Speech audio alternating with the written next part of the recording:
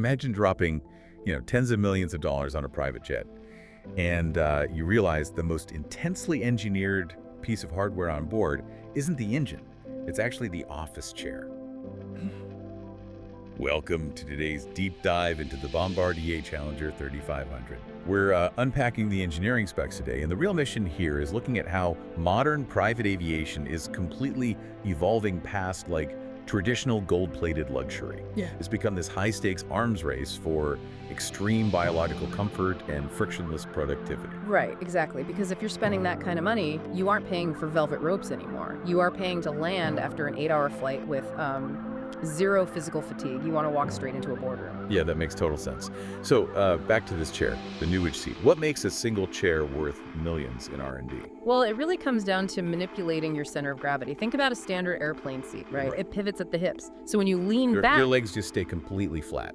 Right, and that pinches your lower back and actually restricts circulation. So the engineers here solved this by moving the pivot point entirely. This seat actually pivots at the knees. Wait, at the knees? So your whole body, tilts together, almost like a seesaw. Yeah, like a seesaw. They use this patented tilt link system. So when you recline, your legs lurd up naturally, putting you in what's called a neutral body posture. It basically mimics the weightlessness astronauts experience in space.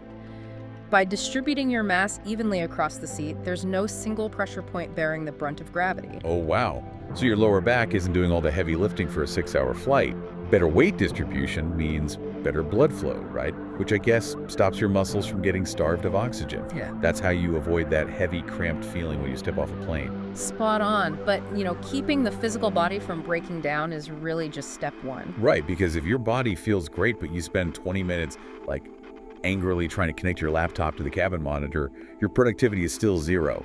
How does this jet handle that digital friction? So they treat the cabin like a blank digital canvas built on a bring-your-own-device philosophy. You have haptic touch switches seamlessly integrated into the woodwork, wireless chargers everywhere, and a 24-inch 4K display. But the real standouts are the audio environment and the voice control. See, this is where I have to push back a little. Voice controlling the cabin lights or the temperature? I have fingers, I can press a button. Is talking to your airplane just, a flashy gimmick? It sounds like one, yeah, until you consider the context. You are trying to maintain a deep state of focus. Every time you have to break concentration to hunt for a hidden switch or, dig through a tablet menu just to lower the window blinds because of the glare on your screen. You lose your flow state. Exactly.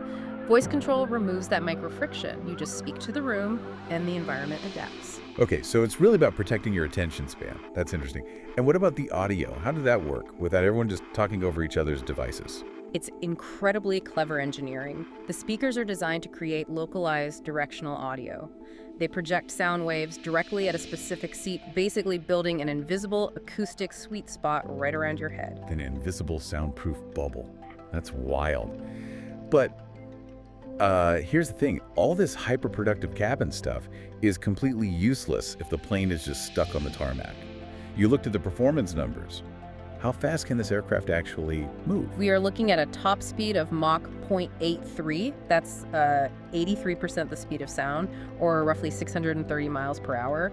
And it can fly 300 to 400 nautical miles without stopping. So that's New York to London, nonstop, and getting it off the ground. From the moment the pilots step into the cockpit, they can dispatch in just 7 minutes. 7 minutes? It takes me longer than that just to scrape the frost off my windshield in the morning. How are they moving that fast? It's the cockpit tech. They use head-up displays, which project critical flight data onto a transparent screen right in front of the windshield, so pilots never have to look down at their instruments. And they pair that with synthetic vision. What exactly is synthetic vision? Is that like night vision? Close, but much more advanced. It's a real-time 3D computer-generated model of the outside world, built from terrain databases. So even if it's pitch black or there's a heavy blizzard, the pilots see a perfectly clear virtual daytime view of the mountains and the runway right on their screens. Oh, so it completely removes the guesswork, which directly translates to fewer delays. Precisely. And that brings us to the most important metric in all of this: 99.8% dispatch reliability. That means out of 1,000 scheduled flights, only 2 will ever be delayed for a mechanical issue. Paired with a global 24/7 customer response center, the operating costs stay incredibly low. It really stops being just an airplane and becomes a highly predictable business tool. So what does this all mean for you listening? Ultimately, the Challenger 3500 isn't just a flying limousine waiting to serve you champagne. It operates as a high-speed, highly reliable extension of both your physical body and your digital workspace. Yeah, which raises a really interesting question to leave you all with. If zero-gravity seating, frictionless voice commands, and personalized audio bubbles are becoming the absolute baseline for peak productivity at 43,000 feet, how long until we start demanding those exact same innovations in our everyday offices right here on the ground?